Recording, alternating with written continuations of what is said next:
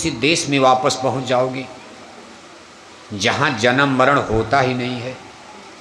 यहाँ जब जब जन्म लोगे मरना पड़ेगा, और जब जब मरोगे तब तक रोना पड़ेगा, क्योंकि इतने दिन आप जब साथ रह रहे हो, आपका कोई रिश्तेदार मित्र 10-5 दिन किसी के साथ रह लो, और जब वो जाने लगता है तो आप रोते हो कि भाई बड़ी ममता लग रही है, आप फिर जल्दी आना। आपका कोई घर वाला साल भर के लिए 2 साल के लिए नौकरी पर परदेश जा रहा, विदेश जा रहा, या दिल्ली जा रहा, बम्बई जा रहा, तो घर वाले रोते हैं, जबकि आपको मालूम है कि साल 2 साल में पैसा कमा के लौटेंगे। कुवैत जा रहे, दुबई जा रहे, सऊदी अरब जा रहे, लंदन अमेरिका जा रहे, मालूम लंबी दूरी 1 लाख भाड़ा लगाया तो 6 महीना में घर आएंगे, तो कमाएंगे क्या। अब जो विदेश जाएगा, लंदन अमेरिका दुबई सऊदी अरब, 3-3 4 साल रहेगा, तब तो 2-4 लाख कमाएगा। 2-4 साल के बाद वो लौट करके घर आएंगे, फिर भी आप रोते हो। ममता है। और आज दादा मर गए, दादा अब नहीं आएंगे, तो आदमी नहीं रोएगा? बताओ आप। जिसकी आशा है कि कल लौट के आएगा परदेश से, नौकरी से, उसके लिए भी आंखों में आंसू आता। ममता। और मरने के बाद तो अब दादा नहीं आएंगे। पति मर गए, पत्नी रो रही कि अब नहीं मिलेंगे। पति रो रहा कि मेरी पत्नी मर गई जवानी में, अब नहीं मिलेगी, बड़ी सुंदर थी, बड़ी भक्तिन थी, बड़ी मेरी सेवा करती थी, अब नहीं मिलेगी। नौजवान बेटा मर गया, बाप नहीं रोएगा? क्योंकि अब उस बेटे से मुलाकात होने वाली नहीं है, क्योंकि मौत के बाद ये शरीर आग में जला दिया जाता, और जब ये शरीर आग में एक बार जल गया तो दोबारा उठ के खड़ा होने वाला है, ये जिंदा होगा। सूरज की तरह से चमकता चेहरा, सोने की तरह से चमकती काया शरीर, घंटे 2 घंटे में आग में जलकर मुट्ठी भर राख हो जाती, मिट्टी मिट्टी में मिलकर के मिट्टी हो जाता, हाड़ जरे जो लाकड़ी, केश जरे जो घास। अब वो शरीर दोबारा जिंदा नहीं होगा, दादा वापस नहीं आएंगे, इसलिए बेचैनी हो जाती, ज्ञान शून्य हो जाता आदमी। और कोई भी होगा, आप सत्संगी हो, दुनिया को आप जन्म मरण सुना रहे हो, आपके ही घर में जब कोई मरता है तो पागल हो जाते हो, कहोगे महाराज सत्संग वत्संग अच्छा नहीं लग रहा, अब मथुरा अब नहीं जाएंगे, बड़ा गड़बड़ हो गया, नौजवान बेटा मर गया।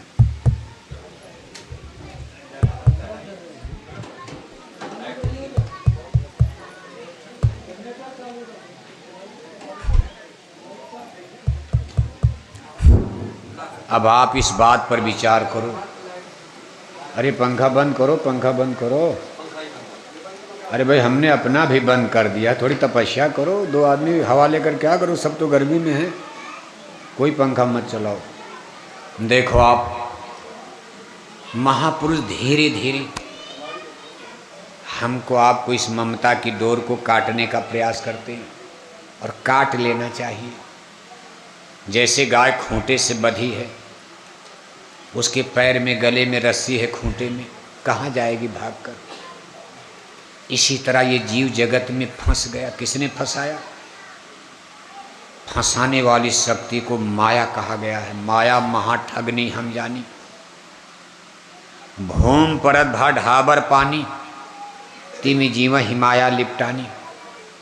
माँ के गर्भ तक तो ठीक ठाक चला, माँ के गर्भ में रहने के बाद जब जीव जगत में आता है, यहाँ माया से मुलाकात होती है। माया बड़ी ठगनी है, बहला कर फुसला कर अपने जाल में फंसाना शुरू करती है। इसलिए संतों ने इस संसार को माया की मंडी बाजार कहा है। माया किसको कहते हैं? जो चीज़ झूठी है लेकिन देखने में सच नजर आती है, इस सारी चीज़ों को मायावी कहा जाता है। जैसे आप कहते भाई जादूगर बड़े मायावी होते, माया प्रकट कर दिया, ऐसे सब माया प्रकट की गई है। सत्य कुछ नहीं है, सत्य एक ही चीज़ है, कहो उमाय अनुभव अपना, सत हरि भजन जगत सब सपना। ये सारा जगत संसार स्वप्नवत है, पूरा औरैया, औरैया के सारे जमीन जायदाद बगीचे कोठी हवेली सब सपना है, झूठा है। एक दिन हमारी धरती माता ही मर जाएंगी। जिस दिन धरती माता मर जाएंगी उस पीरियड को महाप्रलय कहा गया है। महाप्रलय, एक तो नित्य प्रलय होती है जिसमें रोज जन्मना मरना, एक जल प्रलय होती जब धरती पर सब पानी पानी, हिमालय ऐसे कुछ पर्वत को छोड़कर सब पर्वत भी पानी में डूब जाते हैं। जो कुछ पुण्य आत्माएं बचती हैं वो हिमालय ऐसे पर्वत पर रह जाती। महीना 2 महीना के बाद जब पानी घटता है तो फिर आबादी बढ़ती है। और एक आती है महाप्रलय, जल प्रलय कई बार जब बीत जाती तो महाप्रलय का नंबर आता। जब महाप्रलय आती है तो धरती माता भी बालू मिट्टी की तरह, धूल की तरह इसमें विस्फोट होता उड़ जाती। बताओ, धरती माता ही खत्म हो गई। आसमान में सूर्य नारायण में विस्फोट होता, धुआं बन गए। चंदा मामा भी मर गए, मिट गए। ये महाप्रलय होती है, बड़ी खतरनाक स्थिति। जब महाप्रलय में धरती सूरज सब मिट गया तो आप कहाँ रहोगे? आपका घर कहाँ रहेगा? कोठी कहाँ रहेगी? बताओ आप। आपका सब कुछ खत्म हो गया। लेकिन आत्माएं तो अमर हैं। आत्माओं को उठाकर बहुत ऊंचाई पर स्टॉक कर दिया जाता, स्टोर कर दिया जाता, और फिर कुछ समय बीतने के बाद फिर रचना होती, फिर विस्तार। जैसे चटाई, जैसे सुबह रोज अपना बिस्तर समेट देते हो, शाम को फिर बिस्तर फैलाओगे, ऐसे ही ये महाप्रलय आता है। सारी रचना सिमट करके केवल आत्मा परमात्मा।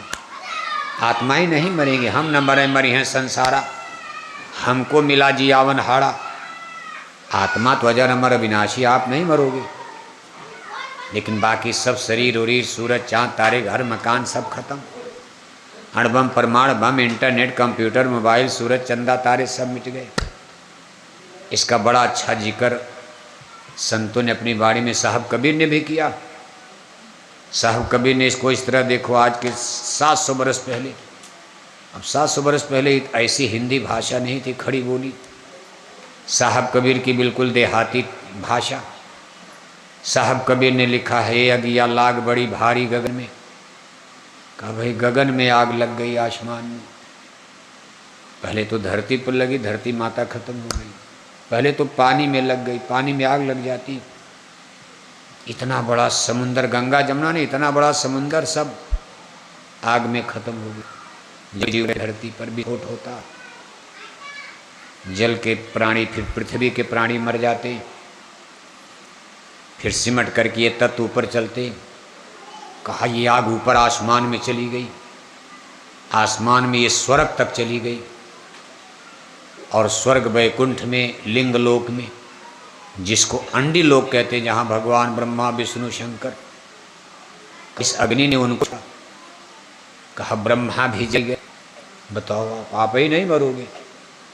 महाप्रलय कितनी भयंकर आग है, जिनको हम लोग भगवान कह रहे हैं। सच्ची बात है, भगवान कई माने जाते हैं। कभी एक कई भगवान भी उस प्रलय में खत्म हो जाए, एक भगवान बचते हैं। एक भगवान super power, all mighty super power, Ram एक अनेह नामा, अज सच्चिदानंद प्रभुधामा। ये सभी धर्म ग्रंथ कहते कि परमात्मा एक है। बाकी नीचे तो कितने भगवान, देवी सूर्य भगवान हैं। मतलब भाई सूर्य भगवान है, सूर्य भगवान पहले ही मर गए। और भी तमाम भगवान का, भाई ये भगवान इंद्र भगवान, देव भगवान, ये भगवान। कहा इसके आगे आग जाती है तो कहा ब्रह्मलोक में आग लग गई, ब्रह्मा भी जर गए, विष्णु भी जर गए, शंकर जटाधारी गगन में। ये अगिया लाग बड़ी भारी गगन में लग गई, ब्रह्मांड में आग लग गई। कहा ये तीनों देवता खत्म हो गए। अब किसी हिंदू से कहोगे झगड़ा नहीं हो जाएगा। जब साहब कबीर ने ये वाणी लिखा, महाप्रलय का बयान किया, तो काशी नगरी देखो, विद्वानों की नगरी है काशी में। आज भी देखो भगवान भोले के मंदिर के लिए काशी विश्वनाथ, जिनको भगवान भोले कहा जाता, अयोध्या के मंदिर के बाद अब काशी विश्वनाथ भगवान भोले के मंदिर के लिए बनारस में झगड़ा खड़ा होने जा रहा। काशी नगरी भगवान भोले की नगरी मानी जाती। काशी के लोग ही नहीं, देश दुनिया के तमाम हिंदू लोग भगवान भोले की पूजा करने काशी नगरी जाते हैं। और उसी नगरी में बैठकर साहब कबीर कह रहे हैं कि ब्रह्मा भी जर गए, विष्णु भी जर गए, जर गए शंकर जटाधारी गगन में, जटाधारी शंकर का वो भी नहीं बचे, खत्म हो गए। फिर आग आगे बढ़ती है और बढ़ते बढ़ते ब्रह्मदेश, ईश्वर देश, अंत में भंवर गुफा तक पहुंचती है। अब आम आदमी तो नहीं समझ पाओगे, सत्संगी तो थोड़ा बहुत समझ लेंगे। भंवर गुफा के नाके में आग जाकर बुझ जाती है। उसके आगे निर्मल चैतन्य देश आता है जहां महाप्रलय भी नहीं जाती। ताके परे देश सतलोका, इस भंवर गुफा नाके के ऊपर सरहद जैसे होता, जैसे भारत पाकिस्तान की सीमा है, सरहद पर मिलिट्री खड़ी है, धरती तो वही है, लेकिन वहाँ का राजा अलग, कानून अलग, आपका राजा, आपका भारत का कानून अलग। ऐसे ब्रह्मांडों में भी जगह नगह सीमा, सरहद, इसीलिए कई भगवान कहा गया है। सब अपने अपने देश के प्रधानमंत्री हैं, सब राजा हैं। आप चाहे अमीर हो चाहे गरीब हो, आप अपने घर के मालिकार तो हो, मालिक कहे जाओगे। कोई बात होगी आपसे पूछा जाएगा। इसी तरह ऊपर सब अलग अलग खंड बन गया है। झगड़ा छोटा मोटा यहीं ऊपर भी झगड़ा है, और हम लोग इसी में उलझे हुए भाई किसको माना जाए, कौन भगवान सही, कौन पूजा सही। और पूजा कुछ न कुछ इस कलयुग में तो इतनी पूजा आप कर रहे हो, कुछ पता ही नहीं कौन सही है कौन गलत है। एक दो पूजा, हिंदू धर्म में 1000 गुरु, 1000 पंथ, 1000 पूजा, 1000 देवता, और उस पर भी देखो कितना गड्ढमड्ढ कर दिया। कैसी पूजा आज हिंदू लोग औरैया में करते हो, कभी सोचा है?